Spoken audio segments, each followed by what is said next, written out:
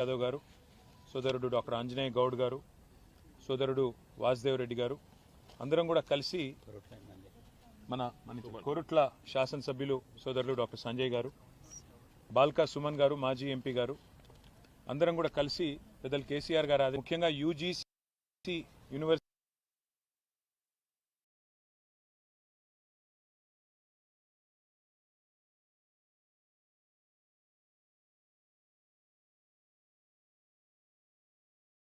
Grants commission ఏదైతే విషయమై కేంద్ర ప్రభుత్వానికి నివేదించడానికి కేంద్ర ప్రభుత్వానికి మా పార్టీ తరఫున మా అభిప్రాయాన్ని గట్టిగా చెప్పడానికి ఇక్కడికి రావడం జరిగింది.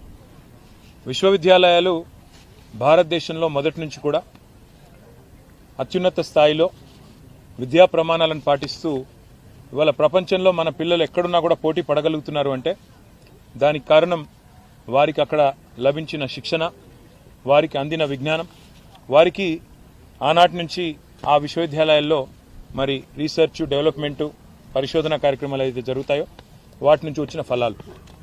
అందుకే ఇవాళ కేంద్ర ప్రభుత్వానికి మేము చేసిన విజ్ఞప్తి ఏమంటే, ఒకవైపు భారతదేశంలో కేంద్రీయ విశ్వవిద్యాలయాలు ఉన్నాయి. ఇట్లా హైదరాబాద్లో సెంట్రల్ యూనివర్సిటీ లాగా, హెచ్సియు లాగా అట్లా భారతదేశంలో చాలా సెంట్రల్ యూనివర్సిటీస్ ఉన్నాయి. అట్లాగే స్టేట్ యూనివర్సిటీస్ ఉన్నాయి. అట్లాగే ఇప్పుడు ప్రైవేట్ రంగంలో కూడా డీమ్డ్ యూనివర్సిటీలు, ప్రైవేట్ యూనివర్సిటీలు ఇట్లా రకరకాలుగా వచ్చినాయి.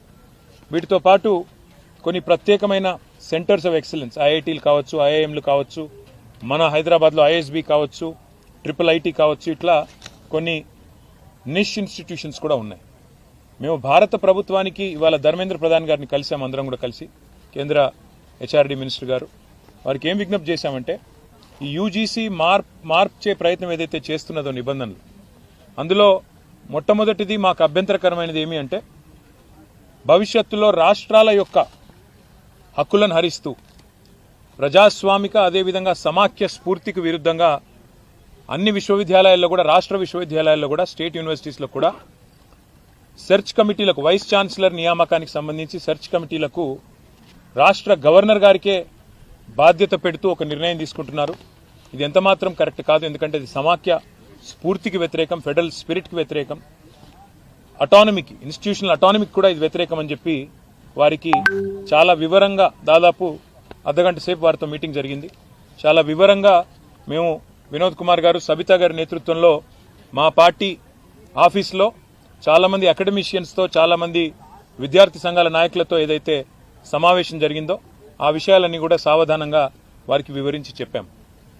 అట్లాగే వైస్ ఛాన్సలర్ల ఎంపిక విషయంలో కూడా పారదర్శకత పాటిస్తూ నిష్ణాతులైన వారికి అవకాశాలు ఇవ్వాలి అని వారు కూడా సూచించారు. మేము కూడా ఏకీభవించాం. ఖచ్చితంగా నిష్ణాతులే ఉండాలి, ఖచ్చితంగా అకాడమిషియన్సే ఉండాలి. అట్లా ఉంటేనే పిల్లలకు కూడా భవిష్యత్తు ఉంటుంది, దేశానికి కూడా భవిష్యత్తు ఉంటుందని చెప్పి కూడా వారికి కూడా చెప్పినాం. కానీ ఈ విషయంలో కేంద్రం పూర్తిగా కంట్రోల్ తీసుకోవడం గవర్నర్ల ద్వారా మంచిది కాదు. సమాఖ్య స్ఫూర్తికి మాత్రం ఇది వ్యతిరేకం. This is against federal spirit అని చెప్పి కూడా వారికి గట్టిగా ఖండితంగా చెప్పడం జరిగింది.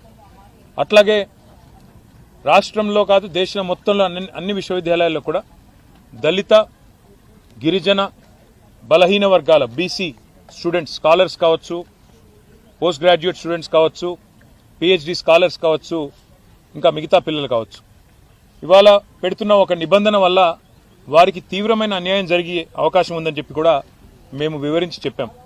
ఒక క్లాజ్ తీసుకొస్తా ఉన్నారు, no suitable candidate found, NSF అని ఒకటి తీసుకొస్తా ఉన్నారు. అంటే ఈ విచక్షణాధికారం మరి మనం ఆ విశ్వవిద్యాలయానికి వదిలేసినట్టయితే వారి ఇష్టానుసారంగా అవసరమైతే అప్పుడప్పుడు అబ్యూస్ చేసి, వాళ్ళ ఇష్టం లేని వ్యక్తులు ఎవరైనా ఉంటే ఎన్ఎస్ఎఫ్ కింద తోసేసి అక్కడ అర్హత కలిగి ఉండి కూడా రాజకీయాల వల్ల కానీ, ఇతరత్ర కారణాల వల్ల కానీ, ఏదైనా ఇతర విషయాల వల్ల కానీ సూటబుల్ ఎస్సీ, ఎస్టీ, ఓబీసీ క్యాండిడేట్లకు అన్యాయం జరిగి ఇతర కమ్యూనిటీస్లో ఉండే వారిని, ఇది మంచిది ఎంతమాత్రం కాదు. కాన్స్టిట్యూషనల్ భారత రాజ్యాంగం ఇచ్చిన హక్కు రిజర్వేషన్. మరి అట్లాంటి పరిస్థితుల్లో ఈ రకమైన ఒక నో సూటబుల్ క్యాండిడేట్ అనే ఒక నిబంధన తీసుకొచ్చి ఎస్సీ, ఎస్టీ, ఓబీసీ అర్హత కలిగిన విద్యార్థులకు అన్యాయం జరిగితే ఇది మంచిది కానే కాదని చెప్పి కూడా వారికి వివరంగా చెప్పాం. దాంతోపాటు మీ రిక్రూట్మెంట్లో, ప్రమోషన్లో మీరు ఎక్కువగా మెట్రిక్స్ మీద ఫోకస్ చేస్తున్నారు, కాకుండా రీసెర్చ్ ఎక్సలెన్స్, అదేవిధంగా అకాడమిక్గా కూడా కొంతమంది అకాడమిషియన్స్ చాలా మంది రీసెర్చ్ ఓరియంటెడ్గా ఉంటారు. వారు మీరు అనుకున్న మెట్రిక్స్కి సూటబుల్ కాకపోవచ్చు, కానీ వారిని తప్పకుండా పరిగణలోకి తీసుకోవాలి. మీరు అన్ని రకాలుగా ఆల్రౌండ్గా ఆలోచించాలని చెప్పినాం.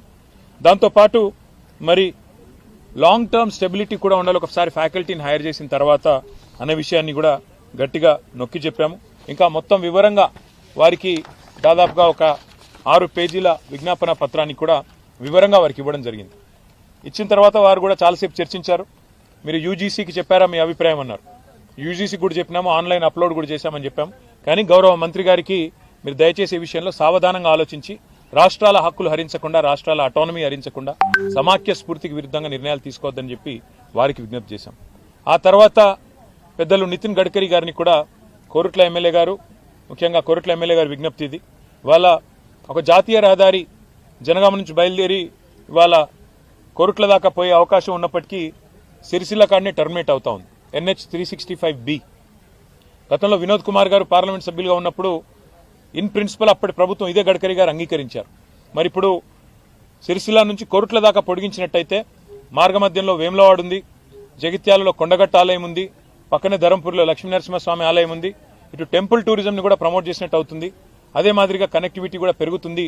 కాబట్టి NH 365Bని మధ్యమానేరు జలాశయం మీదుగా రాజరాజేశ్వర సాగర్ ఏదైతే ఉందో దాని మీదుగా ధవళేశ్వరంలో ఎట్లయితే రోడ్ కమ్ రైల్ బ్రిడ్జ్ కట్టినారో అట్లాగే మిడ్ మానేరు మీదుగా కూడా ఒక రైల్ కమ్ రోడ్ బ్రిడ్జ్ కట్టి వేములవాడ మీదుగా కోరుట్ల దాకా తీసుకుపోయి అక్కడ NH 63 వస్తుంది, దానికి కలపండి అని చెప్పి కూడా గడ్కరీ గారిని కోరాము.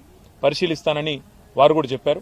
ఈ 2 కార్యక్రమాల తర్వాత మాకు ఈ 10 మంది శాసనసభ్యులు ఎవరైతే బీఆర్ఎస్ పార్టీ నుంచి పార్టీ మారి కాంగ్రెస్లో చేరినారో వారి అనర్హత విషయంలో కూడా సుప్రీంకోర్టు మొన్నని నోటీసులు ఇచ్చిన విషయం మీకు తెలుసు.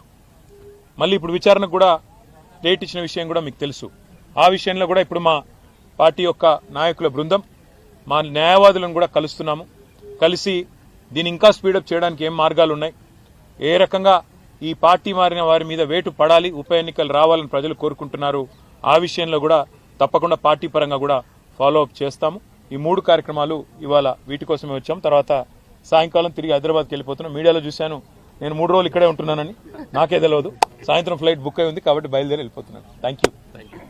విధంగా గౌరవనీయులైన రాజ్యసభ సభ్యులు దామోదరరావు గారు, రవిచంద్ర గారు, పార్థసారథి రెడ్డి గారు, డాక్టర్ శ్రవణ్ గారు, అదే మాదిరిగా మా విద్యార్థి విభాగం అధ్యక్షుడు శ్రీనివాస్ యాదవ్ గారు, సోదరుడు డాక్టర్ ఆంజనేయ గౌడ్ గారు, సోదరుడు వాసుదేవ్ రెడ్డి గారు, అందరం కూడా కలిసి మన కోరుట్ల శాసనసభ